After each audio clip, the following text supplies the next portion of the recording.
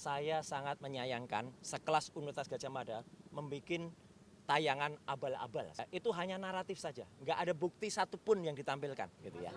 Rektor UGM yang bicara tentang Oke, kasus itu ya bagus. Saya wajib menjawab ya. Karena apa? Saya satu-satunya orang yang disebut dalam podcast itu, ya selain nama Joko Widodo. Jadi itu ada dua podcast ya, ada dua rekaman. Satu rekaman sepanjang 3 menit 55 detik.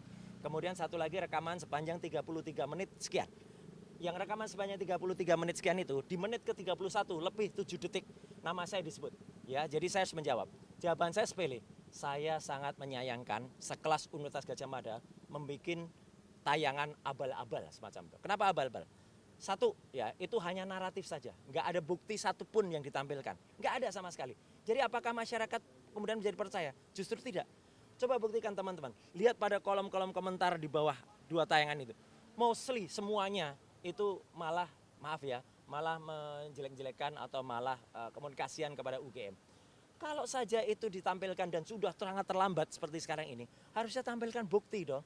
Gitu. Minimal mereka bisa memisahkan dan memilah mana bukti yang sifatnya bukti untuk publik dan bukti untuk private.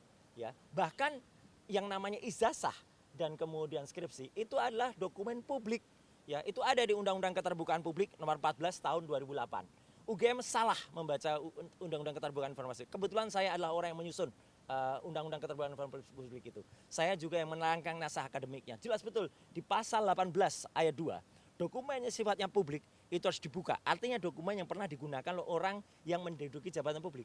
Joko Widodo adalah orang yang pernah menduduki jabatan publik. Kemarin tuh nggak ada skripsi, nggak ada ijazah. Jadi malah membuat publik makin nggak percaya kepada UGM. Terus yang penting lagi pada menit ketiga ya lebih 11 detik ya ketika statement to rektor sendiri ya Prof. Ova Amelia itu mengatakan ya segala hal di luar tahun setelah tahun 85 ya itu adalah menjadi tanggung jawab dan perlindungan dari si pemilik ijazah. Berarti apa? UGM mulai cuci tangan. UGM mau melepaskan diri. Menurut saya bagus. Udahlah UGM gak usah ikut-ikut lah. Kasihan UGM terlibat dalam pusaran ini. UGM seharusnya sampaikan saja data-datanya. Kalau memang data-data itu ada, tampilkan. Jangan kemudian hanya naratif. Jadi kemarin tuh statementnya UGM itu satu udah terlambat.